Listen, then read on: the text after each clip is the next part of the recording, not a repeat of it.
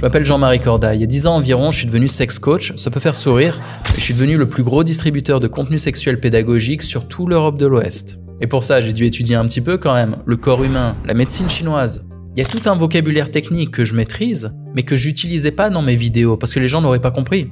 Et c'est ok, ils s'en foutent, ils n'ont pas besoin de comprendre, ils ne veulent pas comprendre. Ce qu'ils veulent, c'est qu'on règle leurs problèmes, c'est qu'on réponde à leurs besoins. Sauf que depuis que je me suis mis à aider des créateurs, je vois plein de créateurs au profil technique, genre des gens qui ont fait des hautes études ou qui sont très experts dans un domaine précis, qui n'arrivent pas à se mettre au niveau. Ils emploient un vocabulaire technique où ils ont des références que les gens n'ont pas, du coup personne les écoute, personne les comprend et ils font pas d'argent. Du coup, si t'es un expert, regarde absolument cette vidéo, genre c'est obligatoire. Si t'es pas un expert, regarde quand même la vidéo parce que je vais te donner des notions de marketing général que tu vas pouvoir utiliser.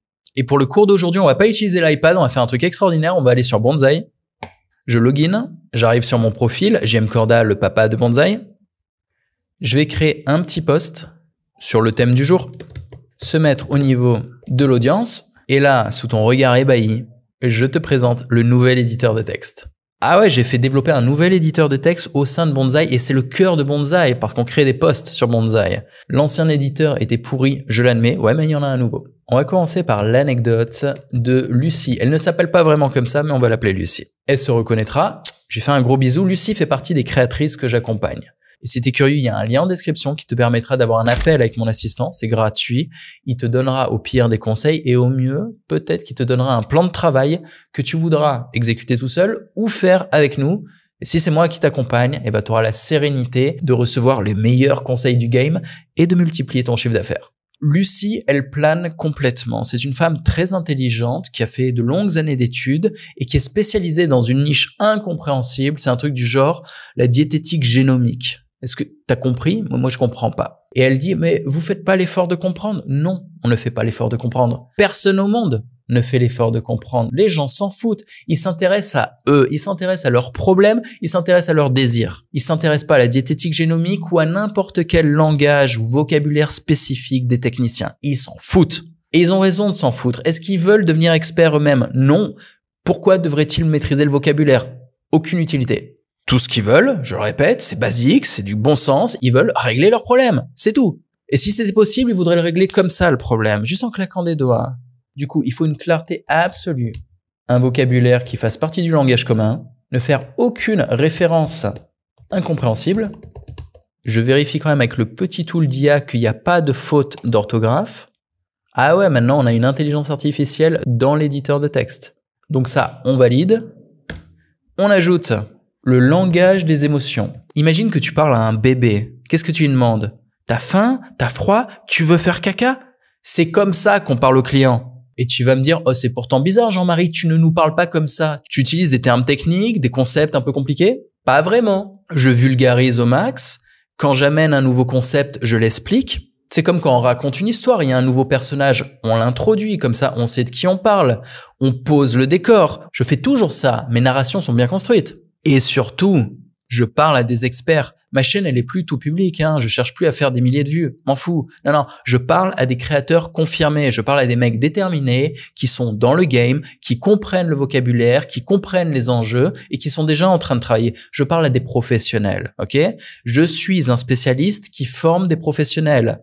Donc ça va de parler un langage technique. Mais quand t'es par exemple un thérapeute qui soigne des patients, les patients sont pas des pros, ils s'en foutent. Ils veulent juste être soignés. Quand le garagiste il répare ta bagnole, il t'explique vite fait ce qu'il a fait, mais tout ce que tu veux, c'est que ça roule. Bon, il faut savoir à qui tu t'adresses. Si tu t'adresses pas à des pros, tu parles pas un langage de pro. Et le langage humain, c'est un langage basé sur le désir et les douleurs. Alors, pour t'aider à bien comprendre, je vais mettre un petit gif. Ah ouais, on peut mettre des images maintenant, des gifs, des trucs comme ça. Douleur. Voilà. Tu as senti la douleur, là? L'idée, c'est d'être à la fois humble et pragmatique. Le pragmatisme, c'est de comprendre que son offre propose de la valeur. Et cette valeur peut être reçue par tout un panel d'audience. On est d'accord. Il y a plein de gens qui ont un besoin qui peut être satisfait par ton offre. D'accord. Mais dans cette audience, qui va vraiment comprendre ton vocabulaire? Peut-être 1% de l'audience. Et tu vas faire quoi? Tu vas complètement négliger 99% de ton marché juste parce que tu as l'arrogance de ne parler que à l'élite. Tu sais, ceux qui peuvent comprendre tes petits termes techniques ou ceux qui feront l'effort. Pourquoi ferait-il l'effort? Pourquoi? Et c'est terrible, hein. Les techniciens sont tellement des autistes, c'est structurel, ils peuvent pas en sortir. C'est pour ça que tu as plein de développeurs qui lanceront jamais leur business. Ils en sont incapables. Ça demande un grand écart intellectuel qui est très douloureux pour avoir à la fois la structure mentale de créer de la technique, de l'expertise et en même temps d'être humain, de communiquer, de comprendre, d'avoir de l'empathie. Souvent, les techniciens, les développeurs, etc., ils travaillent avec un CEO, ils travaillent avec un gérant de compagnie parce que il faut les deux, c'est tout. Il n'y a pas grand monde qui fait les deux à la fois. Et c'est pareil pour les artistes. Les artistes ont souvent trop de sensibilité et trop de désir pour le prestige. Donc, ils vont pas chercher l'argent. Aller chercher l'argent, c'est la guerre, c'est la confrontation. Se confronter au marché, c'est difficile. Des fois, j'ai l'air dur. Il y a des gens, ils trouvent que je suis brutal, même dans mon approche. Pas du tout. Je suis d'une infinie douceur comparé au marché. Le marché est cruel. Le marché est impitoyable. Vraiment, il n'a aucune pitié. C'est comme la nature. Une vague peut tuer des enfants. Tu comprends? Une tempête de neige, tout ça, il n'y a pas de pitié pour personne.